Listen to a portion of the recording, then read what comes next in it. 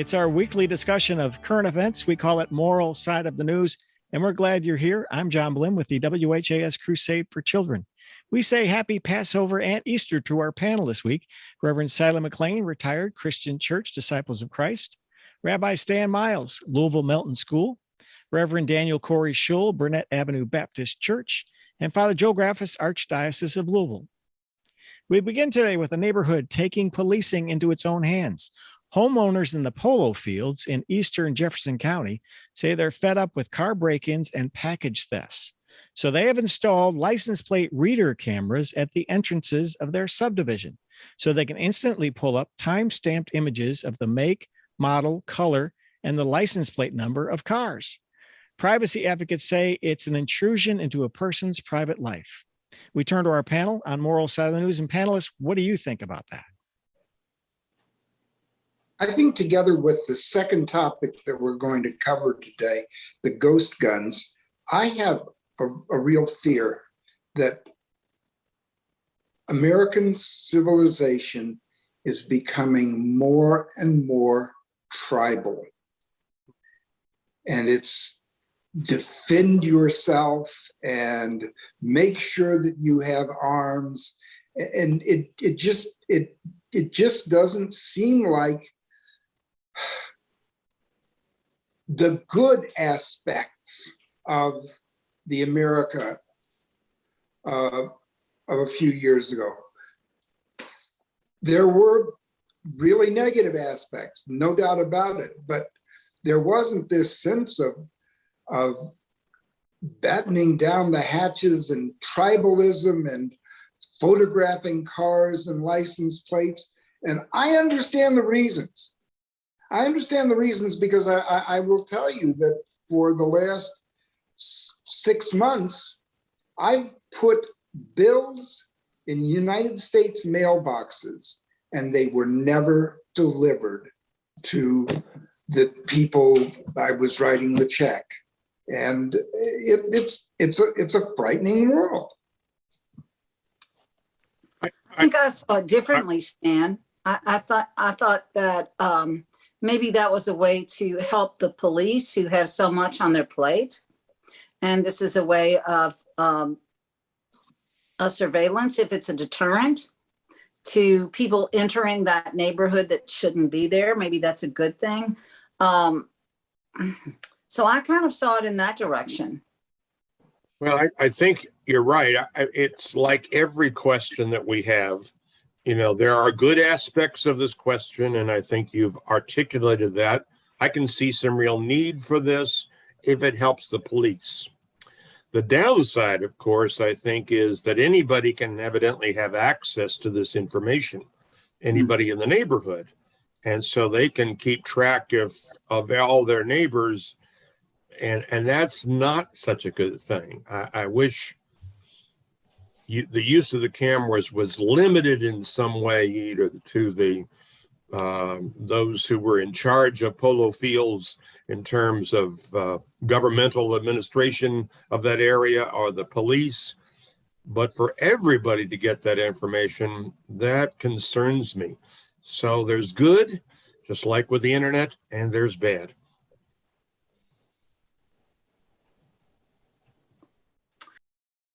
Program on television several years ago called Person of Interest, and there were cameras everywhere, surveillance everywhere, and that was a scary thing. I mean, it was a scary kind of show, and I hope that it doesn't come to that. Again, I saw it as a deterrent, not realizing, I think, that everybody had access to the information.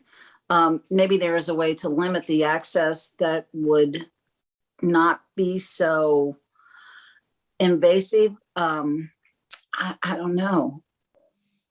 I think of, we've just had the Brooklyn shooting in the subway, and obviously the police went through all kinds of surveillance cameras to track this gentleman down, although he also evidently called in and says, "Here I am, guys," which was kind of interesting. But at least all those surveillance cameras, they saw where the truck was, where it came from. going into the subways and all that, and going out of the subways. And all that is probably very helpful to our police department, given those things. But I think my question is, having everybody have access to it, that gets into real problematic areas. Yeah, I think that's where the issue is, the accessibility of the information. I think it's so disheartening that our neighborhoods are needing to take these types of steps. But as one who has experienced some of that activity myself, I understand why that would be a desired step to take to ensure the safety of these communities and people therein. But cameras are omnipresent. I mean, and more so, it seems. And as Father Joe just pointed out over the weekend with the Brooklyn incident, but also they're getting smarter and they can recognize things better, like the license plate. So do you think it's just we're going to get smarter technology? It'll be more part of our lives and we'll have to either push back or accept it? I understand the reason. And to tell you the truth, I'm not, if I came out that I was opposed to the situation, in principle, I'm not opposed or totally opposed. I just feel like it is potentially a benign way to save human life and property. And if we can do that without people getting hurt or, God forbid, killed, then sure. But also, if a neighborhood is this, as I understand it, the polo fields paid into this specific service. And if I live in the polo fields and I'm paying for this service, I don't expect that I would have access to look at every car and person who comes in. It's not my business. I think that if there is a flaw in the system, it's with the system itself that doesn't train qualified individuals or give people training that would make them qualified individuals to deal with those circumstances and images that they view. We were in Europe 2 decades ago, and they would have abandoned cars on the Autobahn with cameras. So if you were speeding, that they would pick up your license plate and your miles per hour, and it was a way to keep people safe, actually, while driving on the Autobahn. It was kind of interesting because I never thought of having a camera hidden in a parked car somewhere that would take a snapshot of your license plate. But that was 2 decades ago. I don't know what Europe does. Does Europe do more on this kind of situation than we do? Are they? I don't know the answer to that question. I know that in DC, they have cameras at almost every stoplight. And so if you're going through a red light, they get you. I have to confess I got caught because someone stopped right in front of me in the intersection, and I was in the intersection when the light changed.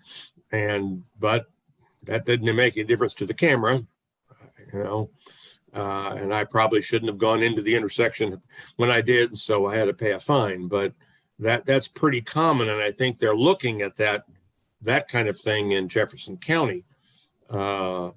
And certainly red lights a lot of people are running red lights. Again, I can see where the use of that, but it's for the police, not for everybody in charge. And I think that's the line we've all said. All right, let's move along to our second topic on our program, Moral Side of the News. A ghost gun is a firearm that comes packaged in parts. It can be purchased online and assembled without much of a trace. President Joe Biden announced a new measure calling on Congress to remove access to these guns and pass universal background checks. So, panel, where do you weigh in on this ghost gun concept idea, President Biden's idea? My guess is we're all probably in agreement on this. I think obviously ghost guns are not registered. And, we've had a lot of fight over registering guns. So we know that. Obviously, again, in the Brooklyn case, we know exactly where the guy bought the gun that was used in the Brooklyn incident. But ghost guns, there was nothing. So I think this is a good legislation. How do we eliminate? Because that's so easy for people to get. So the less, we've got to stop this gun violence and access to guns. There's way too much access to guns and lack of regulation of those who have them. Why would a law-abiding person purchase a ghost gun? That's my concern. I mean, because it's easy, I can't maybe. Understand. Beg pardon? Because it's easy to do and get. You don't have to go to a store, and you don't have to sign all those papers sometimes. Right. It's not traceable, is it? No, I don't think so. There are no markings.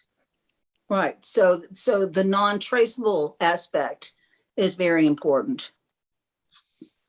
So why would it be very important to a law-abiding person? Well, I didn't say a law-abiding person, Stan. I just think that it's somebody who wants access to a weapon that they know can't be traced. I mean, that's my thought. Don't we have enough guns in the United States to take care of every individual many times over?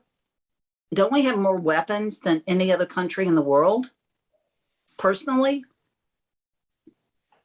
My question, I guess, too, is do you think that this ghost gun is the tip of the iceberg of more legislation that might come and ensue to be more in favor of a gun control idea? Is this I think there's a lot of people that are looking for that. Unfortunately, with the gun lobby, the Second Amendment and the NRA, while it's in a weakened position from where they used to be, I think people are worried about their limiting their freedom. But I think if you're a law-abiding citizen, you know how to do guns, you're putting them in safe conditions. I don't have any problems with people who are using them for hunting purposes or whatnot. But unfortunately, as we all, probably all of us here, have had way too many suicides where someone has used a gun. How do we protect that? And suicides are up in our time. How do we use it for those who were getting guns who were doing illegal things? And homicides are way up. Because people use them for wrong reasons. So I think we've got to do reasonable limitation of guns. Yeah, I think we have a massive issue with guns in this nation. And I'm glad to see that there is some conversation about beginning the process of ridding our communities of guns, or at least putting some type of restrictions around them. What I see is state legislatures passing legislation that is to the contrary of this measure that is being promoted. For instance, pretty much every Republican-led state is now passing laws saying that you do not have to have a license to carry a weapon, a concealed carry weapon. I think just Texas, I believe, the other day passed a law in that vein.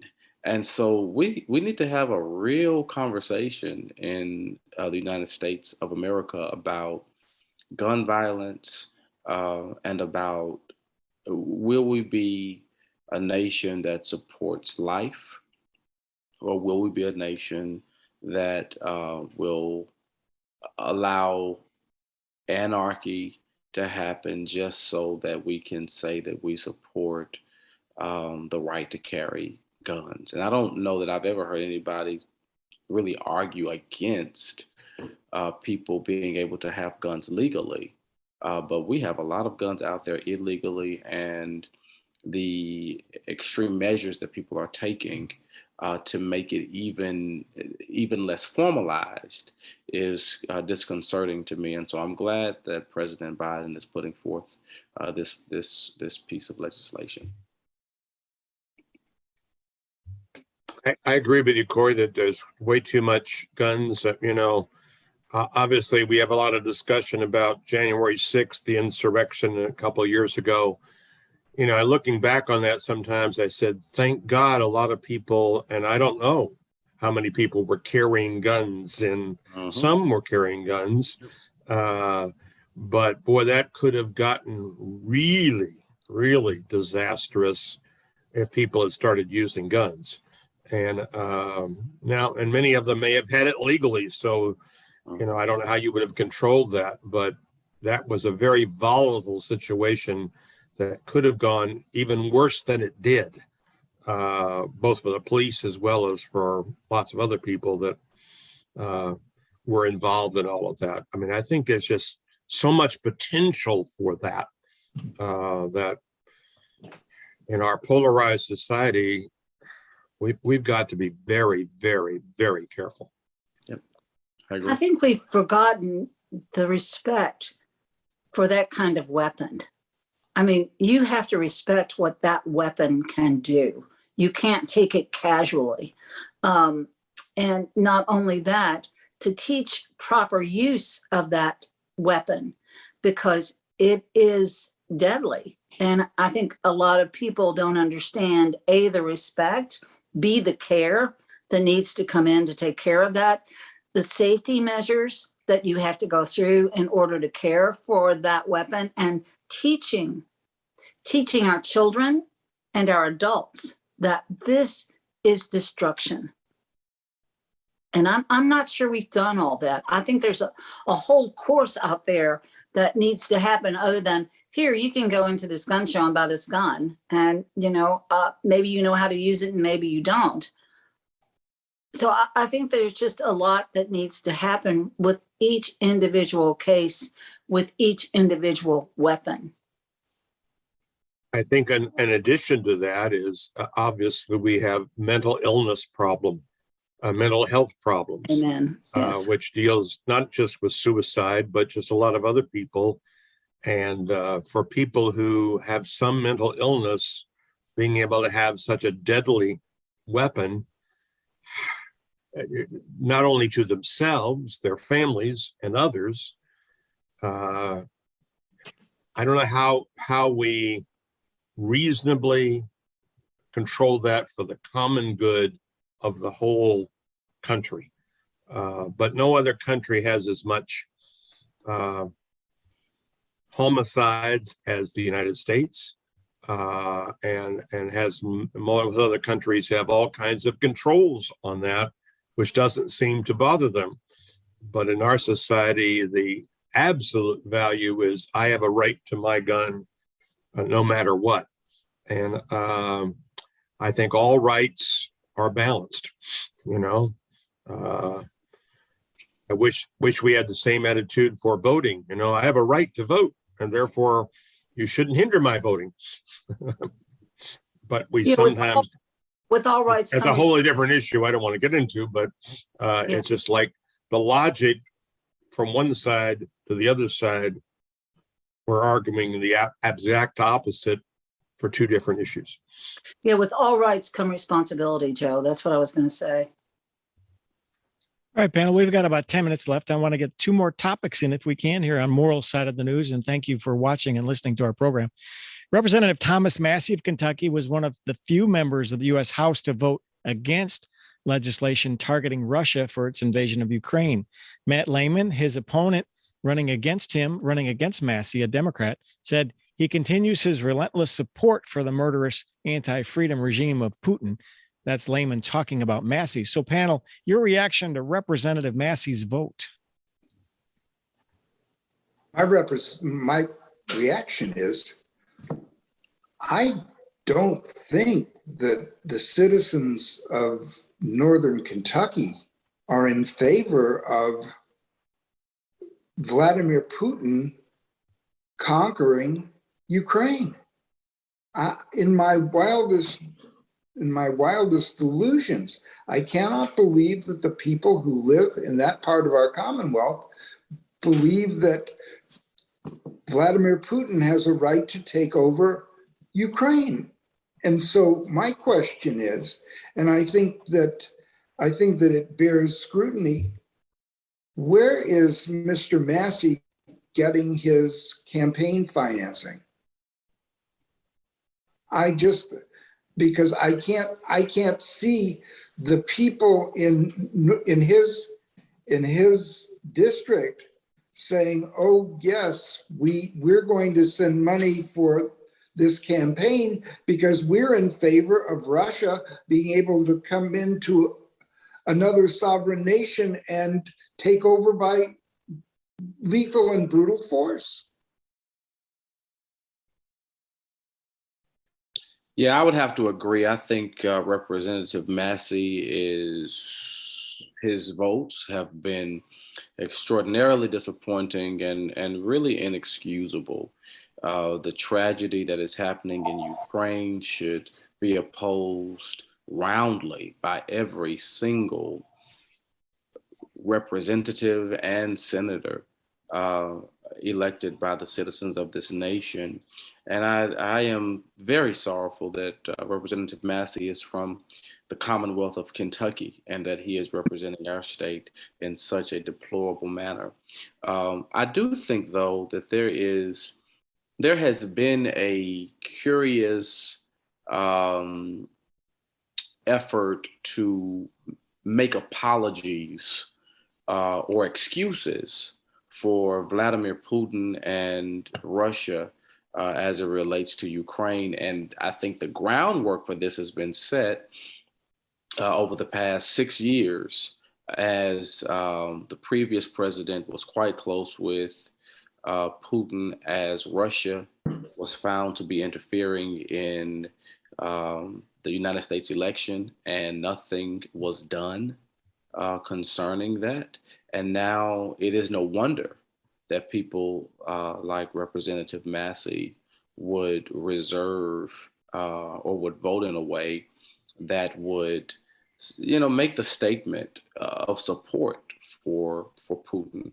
And I understand through conservative radio and news media that there are others who think along the lines of Representative Massey and would encourage what Putin is doing. I think it's somewhat ironic that the Republican Party is members of that. But if we go back 50, 60 years ago, probably one of the strongest parties that was anti-communist was the Republican Party. Now, technically speaking, Russia is no longer a communist country, but it certainly is now returning to a totalitarian country, which does some of the very same things as communism in the past. And so it's the logic. Where's the courses in logic today? I don't know. I had to take a course in logic and it was very helpful in lots of ways, but our thinking patterns are just crazy. But Massey's not the only one. And I think part of it for the Trumpist side of the party, as they call it, anything that Trump wants to do, I'm going to follow lock, step, and barrel, no matter what it is. And therefore, they're trying to keep in the good graces of the former president, especially if he chooses to run again. And I think that's kind of where they are. It's not a logical thing, or not what's best for Ukraine, what's best for us to retain power. All right, go ahead, Sally. Then I want to I was going to say, in Shelby County, he is our representative, and his Christmas picture of his family with all the weapons sitting around, whatever, in a family gathering, each one of them holding a gun. I mean, it would be nice if he would give them to Ukraine so that they could take care of themselves a little bit better. But how ludicrous. And I'm so sorry. He's our representative. Okay, quickly, we've got a little over 3 minutes left. It's Passover, Easter, Ramadan all coincided this year, some this weekend. Your thoughts, panel, on this holy time of the year, hopes, wishes, dreams, things you'll tell your congregation. Well, I don't have a congregation per se, but I'm a member of a congregation. And the congregation that I'm affiliated with, the Knesset Israel Synagogue, is co-sponsoring an iftar dinner in the middle of Passover. And we only eat certain foods during Passover, and that will be accommodated. But I think there are some lights at the end of the tunnel, and I'm thrilled to be a part of that. I think I have Holy Thursday services and Easter Sunday services this year. I think what I'm trying to talk about is a sense of hope and joy in the midst of tragedy. Good Friday obviously is brutal, and I think we see the brutality of war. We've gone through COVID and the brutality of pain that has had. I think we, at least as Christians, and I think all three religions, need to be people of a sense of joy in the midst of tragedy and hope. And that's what I want to try to push the reasons for that. Go ahead, Corrie. Yeah, I don't know that I can add anything better than those two statements, but I would say that during this holy season, may we be reminded of how the power of empire can bear upon the higher ethical moral principles that are found in all of our religions. May we reflect on those principles and allow those to guide us, as opposed to the pursuit of power and domination that would lead us to be on the side of those who do harm and inflict chaos in our communities, in our nations, and in our world. I think that there are so many people wandering in a wilderness right now. How can we bring that wilderness to fruition? And again, as Father Joe said, to give joy and hope in the midst of being in this kind of wilderness that we've been in for the past several years. And I think I had an interesting experience Sunday quickly between our Jewish Catholic dialogue, and we were talking about our services on Passover and how comparable they were and similar in many ways that we never thought, speaking some of the same themes. And I think all of us said, if we could get our religions together, I think we've really got to be able to help our countries to be a country of hope and joy. And a good way to end our program with a nice uplifting message. Thank you to Reverend Silas McClain, Rabbi Stan Miles, Reverend Daniel Corrie Shull, and Father Joe Graffis. If you'd like to catch this program again, just go to YouTube and search for Moral Side of the News. And you can also find it as a podcast wherever you get your podcasts. Just search for Moral Side of the News. Until next week, thank you, panel. We'll be back with another conversation next week. So long.